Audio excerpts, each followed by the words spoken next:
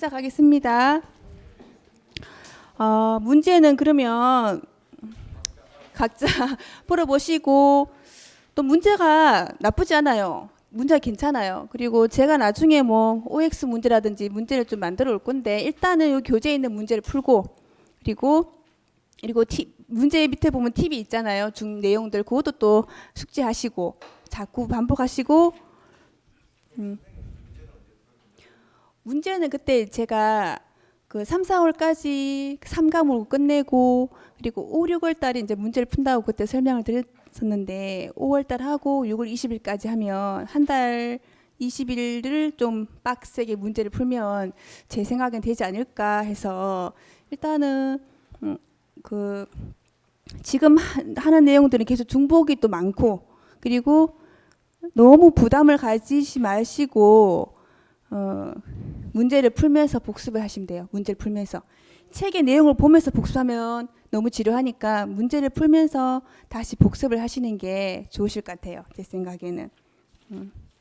그리고 공부를 지금 2차 같이 병행하시죠? 그죠?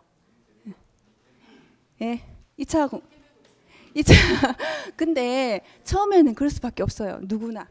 근데 한 시간이 조금 지나시면, 조금 이제 감이 오시면, 그때부터 공부가 조금 뭔가를 알게 되면 좀 재밌어지거든요.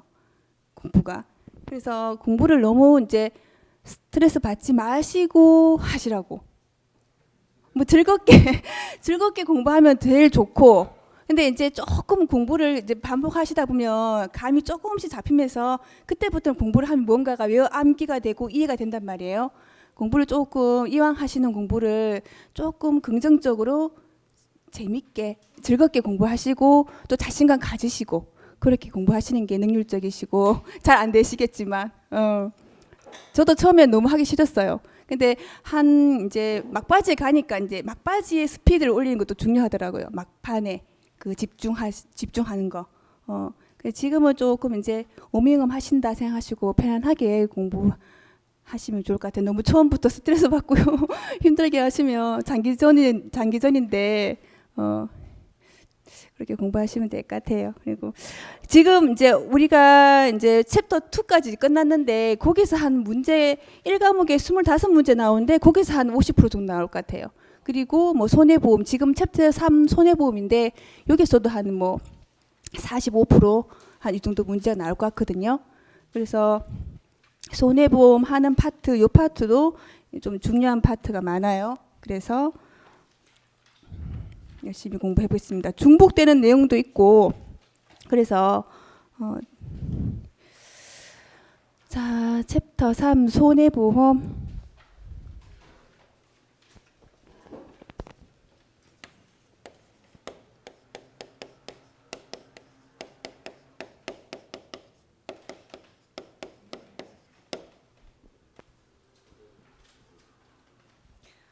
자, 손해보험의 의의 보겠습니다.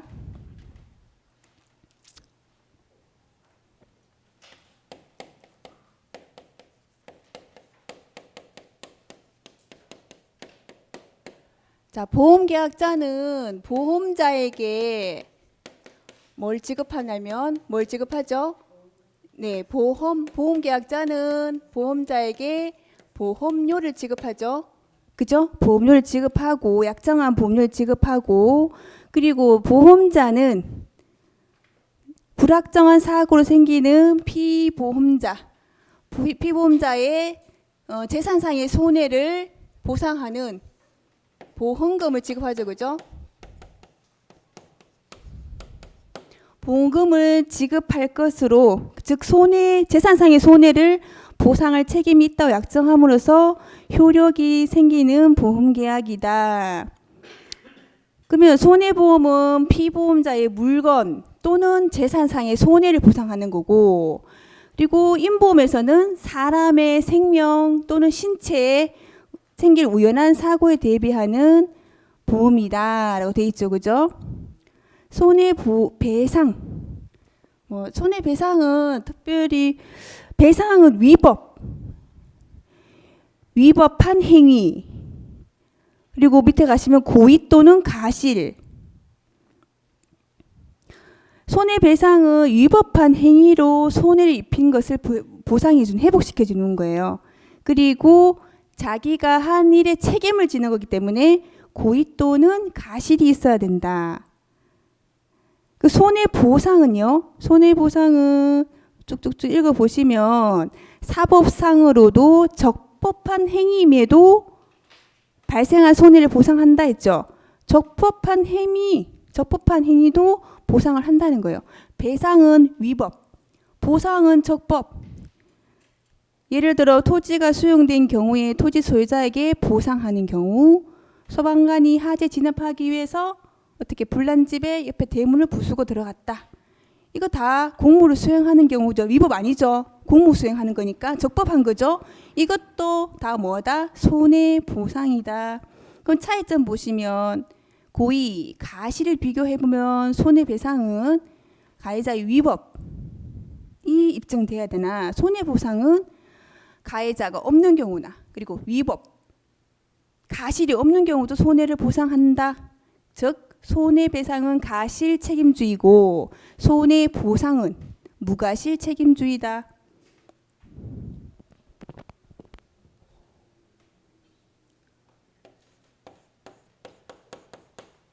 자, 손해보상의 가장 중요한 원칙이 뭐죠? 원칙. 손해보상의 가장 중요한 원칙. 이득, 금지의 원칙.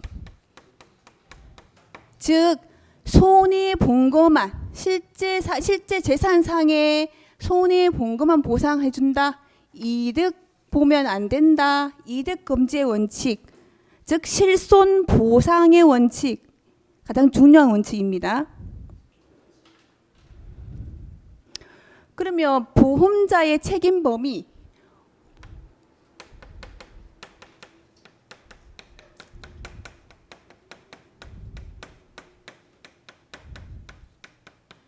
보험자의 책임 범위는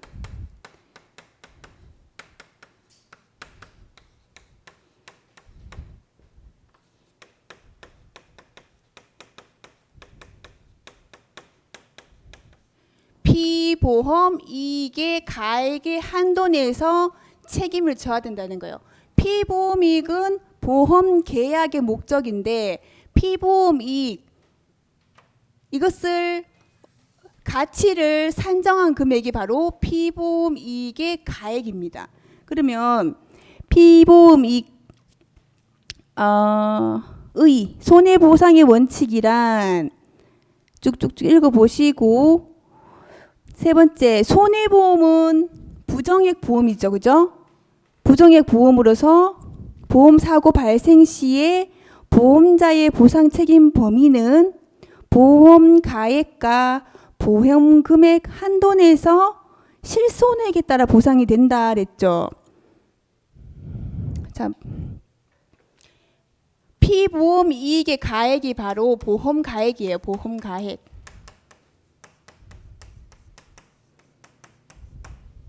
이게 바로 피보험 이익은 보험 계약의 목적이고, 자 봅시다. A라는 가수원이 있어요. A라는 가수원이 보험 계약을 한다. 그럼 A라는 가수원은 보험의 목적이 되겠죠. 보험의 목적이 되고, 그 다음에 A라는 가수원에 사과나무가 1000그루, 배나무가 200그루 모두 다 가치를 금액으로 산정해서 가치를 매겨보니까 1억이더라. 이게 바로 보험 가액이 되는 거죠. 그죠? 보험 가액. 그죠? 피보험 이익을 금전으로 산정해서 가치를 매긴 게 바로 보험 가액이고, 그러면 보험 금액은,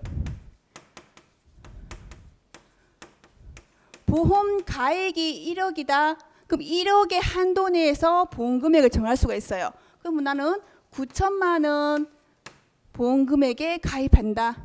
1억까지, 보험 가액이 한도 내니까 1억까지 가입할 수 있겠죠. 그죠? 그래서 바로 이게 보험 금액과 보험 가액의 한도 내에서 계약을 할 수가 있다는 거죠. 그리고 실손액에 따라서 보상이 결정된다. 인정 이유. 그러면 실제로 손해 본 것만 보상을 해줘야지. 실제 손해 본 것보다 더 많이 이익을 주고 그 보상을 해준다. 그러면 당연히 보험의 사행성에 따라서 도덕적 위태와 그리고 인위적인 사고를 유발할 수 있는 결과가 초래되겠죠. 그래서 보험제도라는 그 사실은 사회의 공공성, 공익을 위한 성격도 많이 띠고 있기 때문에 손해보상의 원칙이 바로 이득검제의 원칙이 가장 중요하다. 그리고 원칙의 내용 보겠습니다. 손해보험은 이득검제 원칙에 따라서 복구, 대체, 수리 등으로 이루어지는데, 즉 원상회복 하는 데 있다. 원상회복. 그러면 재축비 다시 건축하고 재조달비 다시 물건을 다시 조달해 주는 등의 대체 비용에서 피해물의 감가분을 공제하고, 즉 감가상각하고 복구, 대체, 수리 등으로 피해물의 가치가 증가되었다면 신구 교환 공제함으로써 이득을 금한다. 자, 이 말이 무엇이냐면 재조달비.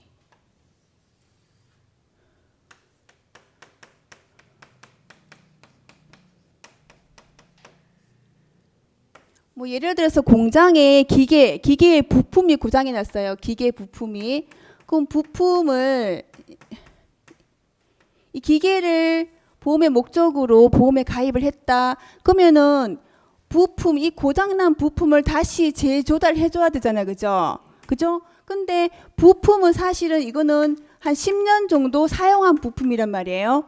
근데 다시 이 부품을 10년 된 걸로 그러니까 이득검제 원칙이라고 해서 10년 된 부품을 다시 넣어줄 수는 없단 말이죠. 그러면 새 부품으로 재조달했단 말이죠. 그러면 한 10년 사용했으면은 이게 뭐 예를 들어서 1억 주고 산 기계 부품이다. 그럼 한 10년 사용해서 한 5천만 원 정도로 감가상각이 됐단 말이죠. 그럼 실제 재조달하면 얼마예요? 1억이 된다는 거죠. 그죠? 여기서 지금 차익이 발생하죠. 이득 보면 안 되죠. 그죠? 그래서 신구 새 것과 옛날 것에 이것을 교환하면서 생기는 이득을 공제한다 이 뜻인 거예요. 그래서 신구 교환 공제함으로써 이득을 금한다.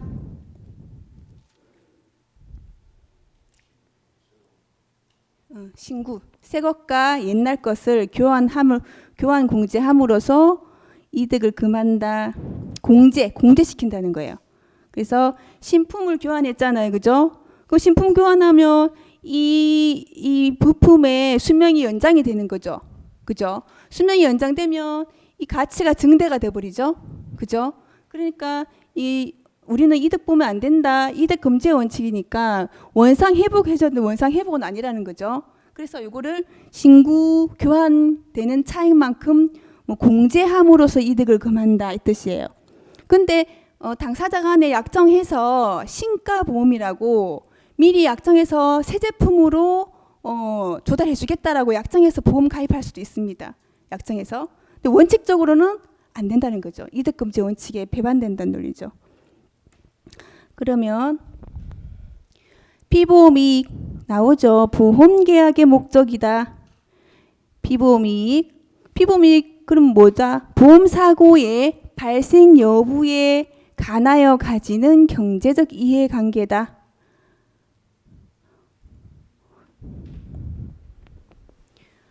피보험이익은 손해 발생 여부를 판단하는 기준이고, 손해보험에서는 그 피보험이익의 가액의 한도 내에서 책임을 져준다는 거예요. 피보험이익의 가액을 한도로 보상한다. 피보험이익. 예를 들어서 A라는 가수원이 가지는 경제상의 이해관계가 있는데 이게 바로 피보험이익인데, 이것을 금전으로 산정해서 가치를 매겨놓은 게 바로 보험가액이라는 거예요. 보험가액. 그 보험가액 1억이면 1억 한도 내에서 보상을 해준다는 거예요. 1억 한도 내에서. 책임 범위. 그러면 피보험이익인 보험자의 책임 범위를 결정, 그리고 보험의 도박화, 인위적인 위험 초래 방지, 초과보험, 중복보험 판정 기준, 뒤에 다시 나오는데 일단 일부 보험에서는 피보험 이익의 가액을 기준으로 보상액이 결정된다.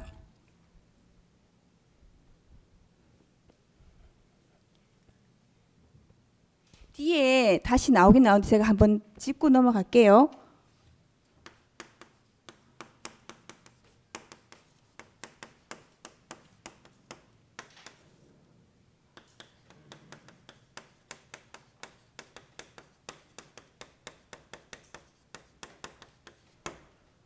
자, 피보험이익은 보험자의 책임 범위를 결정해 주는 거예요.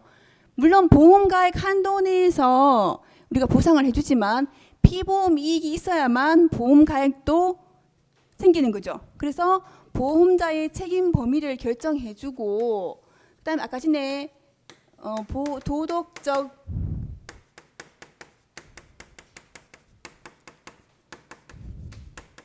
초과보험, 중복보험의 범위를 설정해 주는데, 그러니까 초과보험은 보험금액 아까 설명했잖아요, 그죠? 보험금액이 보험가액보다 초과되는 거. 중복보험도 마찬가지로 여러 보험자와 함께 보험을 중복적으로 맺는 거예요. 그래서 총 보험금액이 마찬가지로 보험가액보다 초과되는 거예요. 그래서 보험가액은 결국 피보험이익의 가액이기 때문에 피보험이익이 결국 초과보험하고 중복보험의 판정 기준이 되는 거죠. 그리고 도박과 인위적 위험 초래.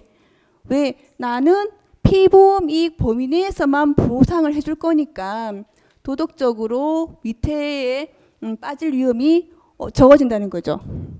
그리고 피보험이익 가액 기준으로 보상이 결정된다. 그리고 보험자 대위. 보험자 대위는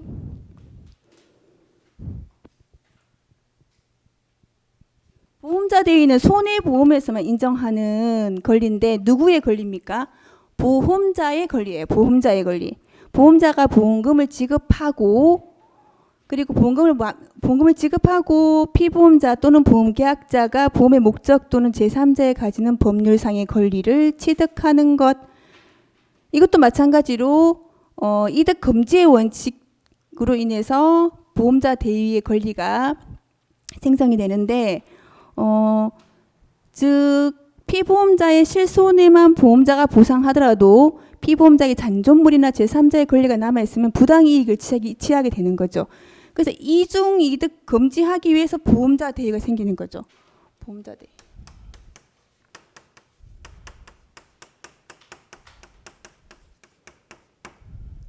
보험자가 대신 위치에 선다. 누구의 위치에? 보험계약자. 보험계약자의 권리를 가진다는 거예요. 피보험자의 권리를 가진다 이 뜻이에요. 그러면 잔존물 대위가 있고 청구권 대위가 있습니다.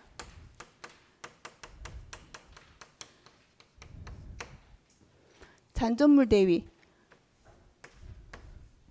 보험의 목적이 전부 멸실했어요. 교통사고로 A라는 자동차가 완전히 멸실이 됐습니다. 그러니까 전체 손해를 본 거죠.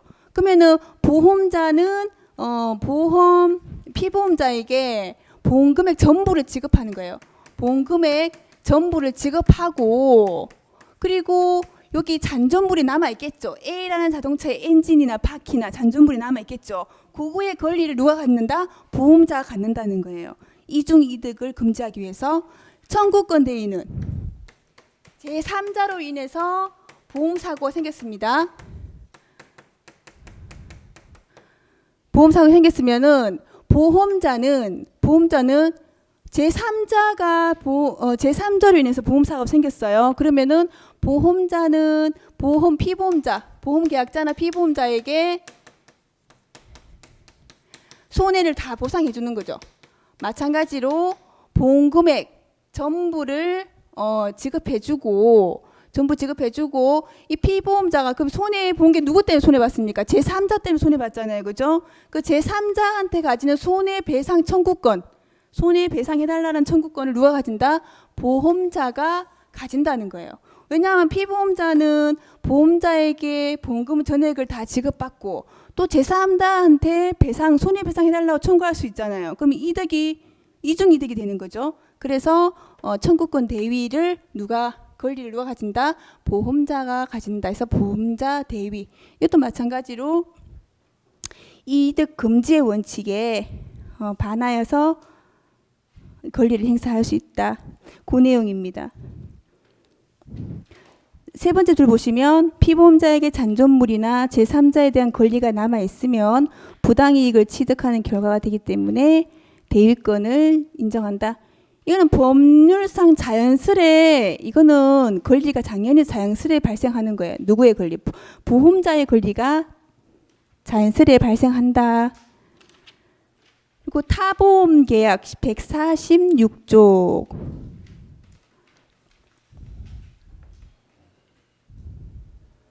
중복보험. 중복보험 여기 있죠, 그죠?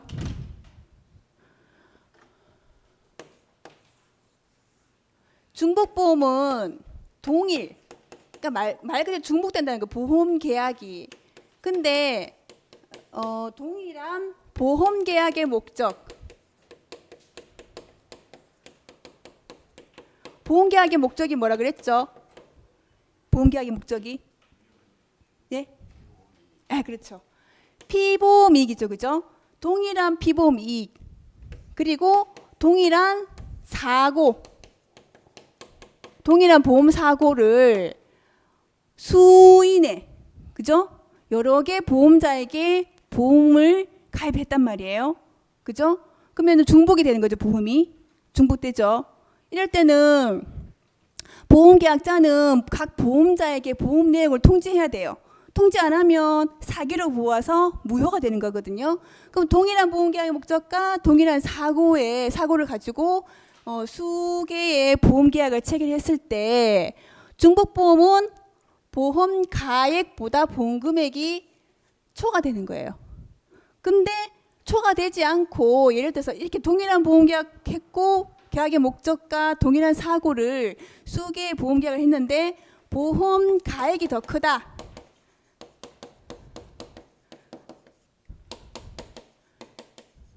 보험금액보다 보험 가액이 더 크다. 이때는 무슨 보험이냐? 병존보험. 병존보험이라고 합니다. 병존보험. 예, 병존보험. 이게 보시면 동일한 보험계약의 목적과 동일한 사고에 대해서 2개 이상의 계약이 체결되었을 때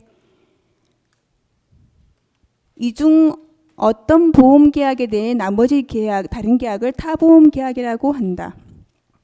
그래서 중복보험이냐 병존보험이냐는 보험가액을 초과했을 때 중복보험이고, 그리고 보험금액이 보험가액보다 적을 때는 이때는 병존보험이 돼요.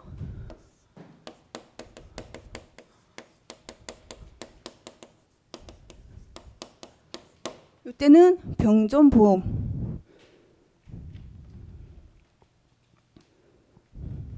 근데 이거를 각 보험자에게 계약 내역을 통지해 줘야 돼요. 보험계약자는 이렇게 그 보험자의 명칭 그리고 보험 금액 요거를 각 보험자에 통지해야 돼. 통지를 안 하면 사기로 보고 무효로 하도록 한다라고 되어 있습니다.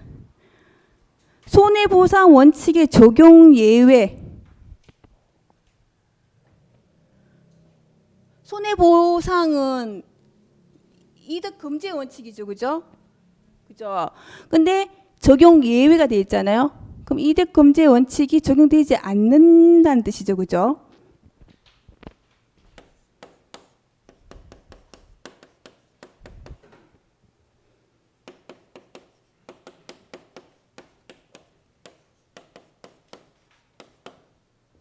예외가 어떤 게 있냐면 생명보험.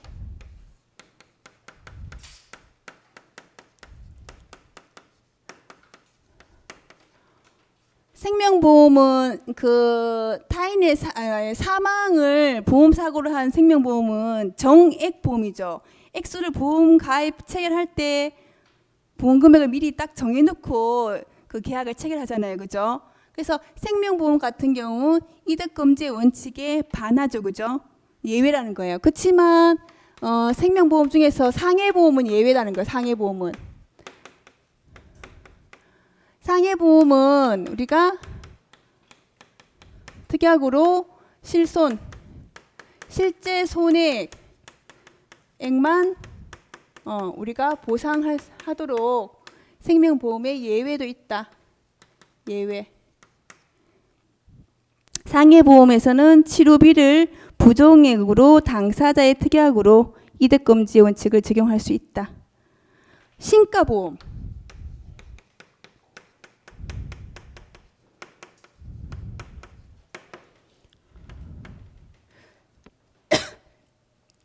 신가보험은 신품 가액으로 보상하는 거예요. 이것도 사실은 그러면은 원래는 옛날 거 신구, 그지요? 신구를 교환하면 이 차익이 생기잖아요, 그죠?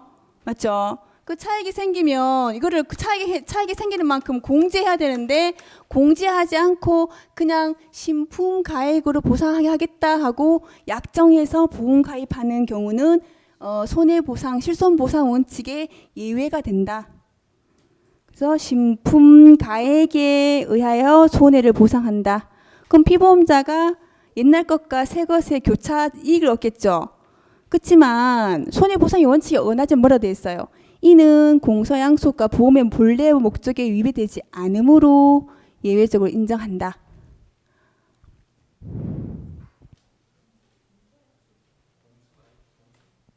그러니까 자동차 보험에서 예를 들어서 자동차를 구입한 지 6개월 내에 뭐 70%의 차량 손해를 본다. 그러면은 새 자동차로 보상하는 이런 상품이 있어요. 이게 신가 보험이 되는 거죠. 그리고 전손시 협정 보험 가액.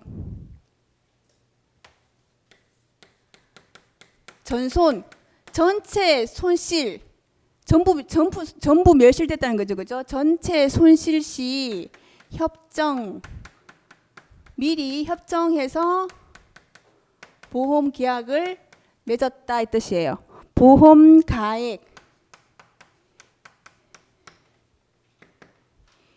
그러니까 보험 계약할 때 당사자 사이에서 미리 보험 가액 줄추세에 보험 가액을 협정한 거예요. 이거는 보험 금액이 아니라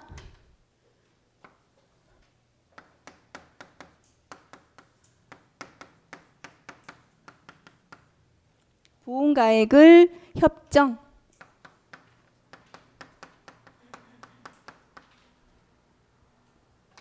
예를 들자면 보험 가액이라는 것은 사고 당시에 그 보험 가액이 정해져야 되는데 미리 보험 가액을 계약할 때 협정해서 가입을 하는 거예요.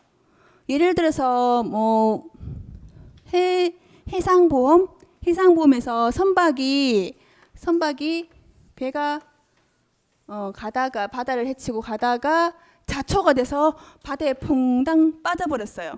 그러면 이 사고 당시에 보험 가액을 알아야 되는데 이 배를 이 깊은 바다에서 끌어올려서 보험 가액을 정해야 되는데 이건 너무 사실상 현실적으로 힘들다는 거죠. 비용도 많이 들고 시간도 많이 들고.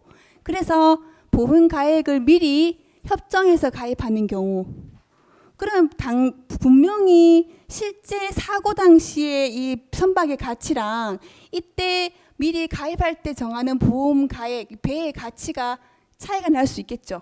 근데 현저하게 차이 나지 않는 한 그냥 요 보험 가액, 협정했는 보험 가액으로 한다는 거예요.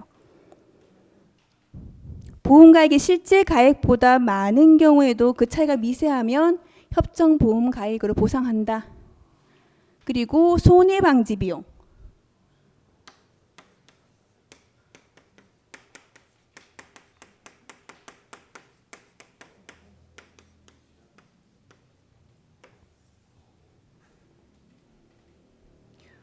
손해 방지 비용.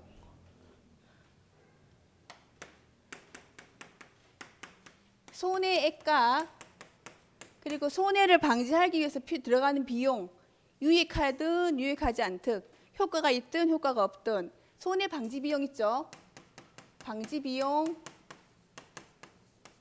뭐 기타 비용, 손해 방지 비용만 합시다. 기타 비용을 다 더해서 보험 금액, 내가 가입한 보험 금액을 뭐 하더라도 초과하더라도 어떻게 해야 된다? 다 지급한다는 거예요. 손해액과 비용의 합계액이 보험금을 초과하더라도 보험자가 부담한다. 보험금액 초과해도 이건 사실상 타당한 비용이죠, 그죠? 타당한 금액이기 때문에 실손보상의 예외가 되지만 이것은 인정해야 된다 그 뜻이에요. 예.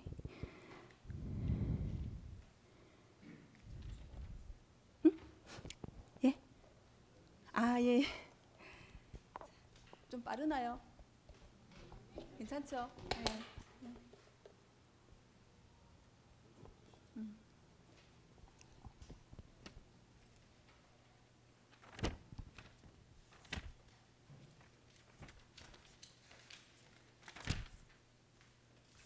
피보험이익.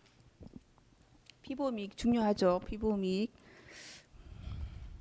피보험이익의 개념. 손해보험 계약의 중심 요소는 보험사고, 보험료, 보험금액, 그리고 뭐가 있어요? 피보험이익이 있다.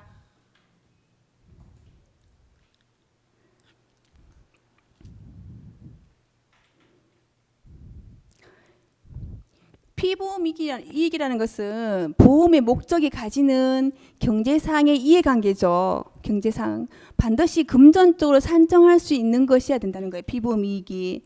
그러면 원칙적으로 손해보험계약은 피보험이익이 전제가 돼야 된다는 거예요. 피보험이익이 없으면 손해보험이라는 것도 없다. 존재하지 않는다. 그래서 손해보상도 반드시 피보험이익 범위 내에 이루어진다. 맨 마지막에 줄 거 보실까요? 피보험이익을 보험계약의 목적 그리고 금전적으로 산정할 수 있는 이익으로 한정하고 있다. 반드시 금전적으로 산정할 수 있어야 된다. 그 학설은 쭉 읽어보시고요. 보험 목적과의 구별 보겠습니다.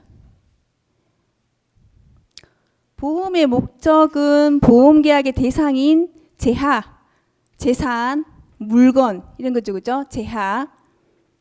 피보험이익은 그 목적, 그 물건, 그 재산이 가지고 있는 경제적 이해관계를 말한다.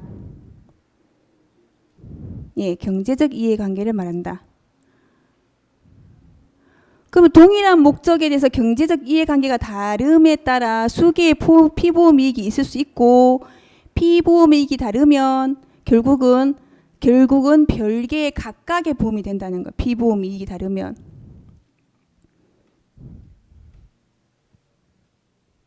그러면 마찬가지로 A라는 아파트가 있어요. A라는 아파트의 소유자가 가지는 피보험이익은 소유이익. 그러면 A라는 아파트에 내가 전세에 들어서 살고 있다. 내가 직접적으로 사용하고 있죠. 전세 들은 사람이. 그럼 이것도 뭐 사용이익. 그리고 뭐 A라는 아파트에 질권 설정을 했다.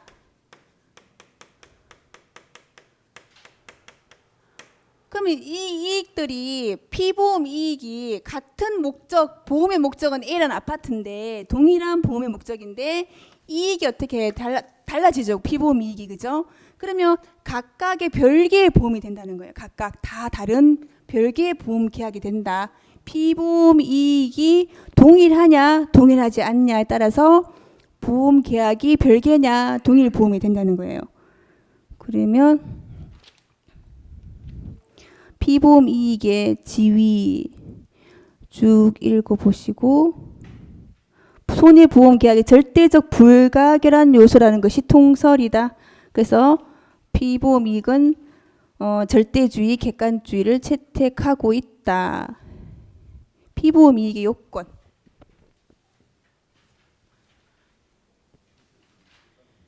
피보험 이익의 요건.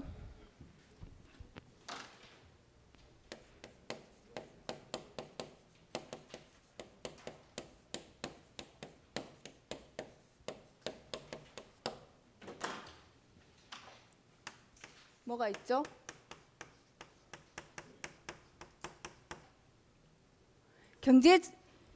자, 피보험 이익이 없고 반드시 금전으로 산정할 수 있어야 되죠, 그죠? 그래서 반드시 경제적 이익이 된다는 거예요. 금전으로 산정할 수 있습니다. 금전으로 산정할 수 있는 이익.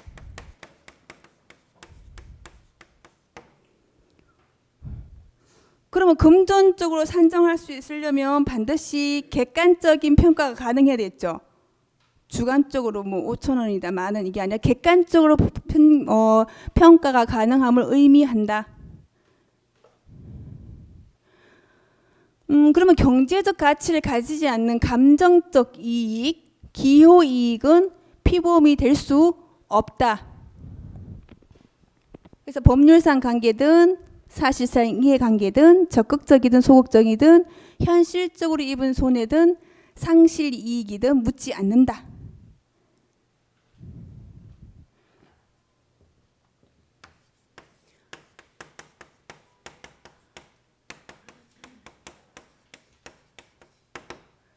그리고 적법한 이익이 된다. 적법한. 법의 보호를 받을 수 있어야 돼요. 그리고 법의 보호를 받는다는 것은 즉 불법이 안 되지, 아니지, 그죠? 불법이 안 된다는 거예요. 탈세,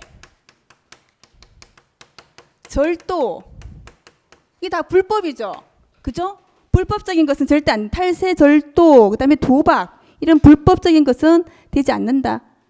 이 적법성이라는 것은 당사자가 선이냐 악이냐 이게 중요한 게 아니고 객관적으로 봤을 때 그 피보험 이익이 불법이 아니어야 된다는 거예요.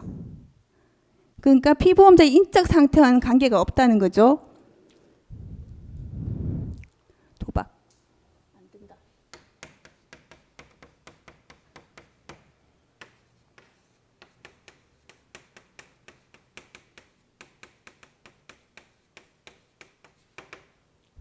그리고 확정된 이익, 확정적 이익. 계약 체결 당시에 이 피보험 이익이 확정이 돼 있어야 된다는 거예요. 그럼 확정이 안 돼 있어도 언제까지? 사고 발생 시까지는 확정할 수 있는 것이어야 된다. 사고 발생 시까지는 확정할 수 있어야 된다. 뭐 현재나 미래, 장래나 조건부이익이든 모두 다 포함이 되는 거죠. 포괄보험. 포괄보험은 포괄보험 기억나시나요? 포괄보험, 즉 총괄보험.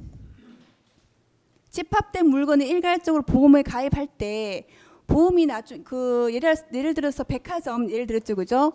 수시로 물건이 바뀌죠, 그죠? 그럼 사고 났을 때는 그 물건이 계약할 때 물건과는 다르단 말이에요. 사고 팔리고. 그래서 포괄보험은 장래의 이익이죠, 결국은. 나중에 백화점에 사고가 났을 때 그때 사고 당시에 가지고 있는 그 백화점의 물건들 장래의 이익인 거죠. 희망이익 보험. 물건을 반도체를 수출했어요.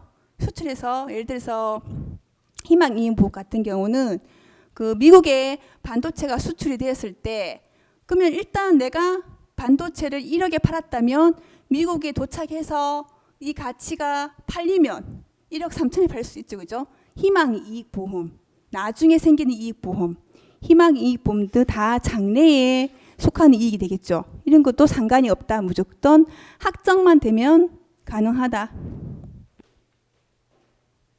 피보험 이익의 효용, 기능.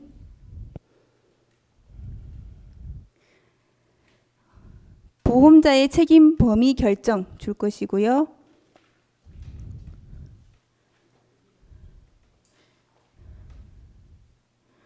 보험자의 책임 범위는 피보험 이익의 평가액, 즉 보험 가액을 법정 최고 한도로 한다. 그리고 도박과 인위적 위험의 방지. 보험은 사행성을 가지기 때문에 피보험 이익 한도 내에서 실제 손해본 것만 보상하겠다. 보험자의 책임 범위를 딱 한정시켜 주죠. 그러니까 도박화, 도덕적 위태 이런 걸 방지할 수 있는 거죠.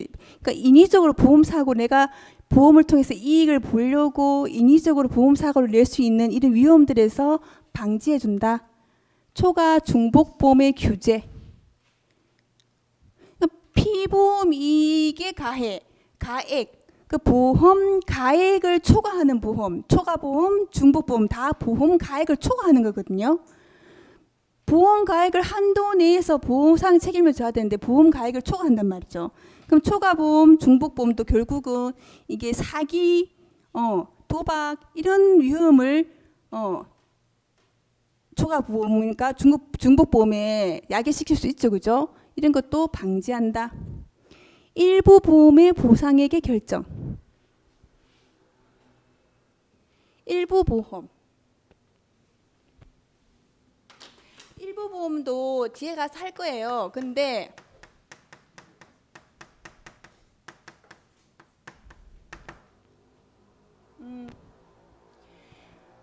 초과 보험은 좀 전에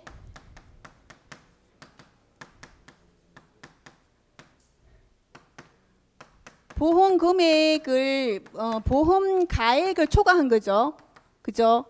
보험 가액 한도 내에서 보험을 가입해야 되는데 보험 가액을 초과해 버렸단 말이에요. 일부 보험은 초과 보험이 또 반대 개념이에요. 일부만 가입하는 거지. 보험 가액이 예를 들어서 아파트의 가치가 1억이다. 보험 가액이 1억인데 나는 일부만 가입한다. 5천만 원만 가입한다. 그럼 이게 바로 일부 보험이 되거든요. 이때 보상할 때 일부 보험에 가입을 했잖아요. 근데 손해가 예를 들어서 뭐 화재가 나서 손해가 한 6천만 원 정도 났는데 나는 5천만 원만 보험금에 가입을 했어요. 그러면 어떻게 보상액을 결정할 것인가? 6천만 원에 보험 가액에 대한 보험 금액의 비율, 보험 금액에 대한 비율에 따라서 보상한다는 뜻이에요. 그러면 보험 가액은 1억이고 그 다음에 보험 금액은 5천만 원이죠. 6천만 원 피해 났지만 요거 보험 가액에 대한 보험 금액의 비율에 따라서만 보상한다. 이게 바로 일부 보험이 됩니다. 뒤에 다시 설명해 드릴게요.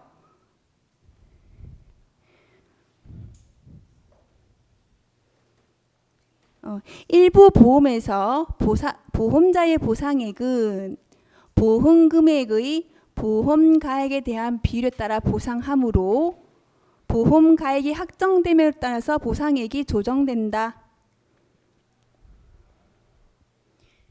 일부만 보험을 가입했으니까 그러면 당연히 보상액도 그 내가 일부만 가입한 보험 금액의 비율에 따라서 보상이 돼야 되니까 요 공식이 적용이 된다는 거예요. 뒤에 가서 다시 설명드릴게요. 그리고 보험 계약의 동일성을 구별하는 표준이다. 소유이익이냐, 뭐 예를 들어서 희망이익이냐, 사용이익이냐 이렇게 피보험 이익이 다르면 동일한 보험 목적이 있어도 수개의 보험 계약을 체결할 수 있다. 자, 피보험 이익의 구성. 피보험 이익의 종류예요. 그러면 한 요 정도 간단하게 이런 종류가 있다는 것만 아시면 되거든요. 소유자 이익. 소유자가 그 재물에 대하여 가지는 이익이에요. 담보 이익. 저당권, 질권, 유치권 등을 소유하는 자의 피보험 이익. 담보 이익. 사용 이익은 사용 가치에 대한 보험. 맨 밑에 보시면 사용 이익은 사용 가치에 대한 보험이다. 수익 이익은 물건을 소유하여 얻는 자체의 사용 이익을 허가함으로써 얻게 되는 이익이다. 쉽게 설명하면 임대료 뭐 이런 거, 용선료, 선박을 빌려 쓰는 용선료 이런 것들이 다 이익이 되는 거예요. 수익 이익, 대상 이익.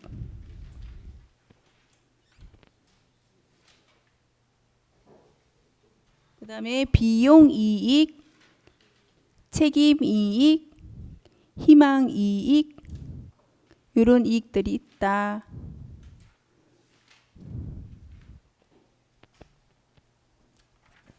여기는 피보험 이익은 이런 종류들이 있다라는 정도만 아시면 될 거예요.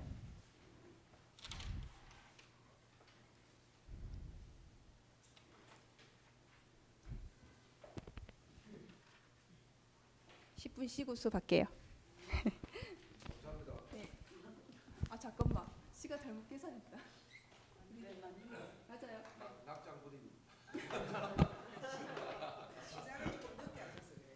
맞죠? 10.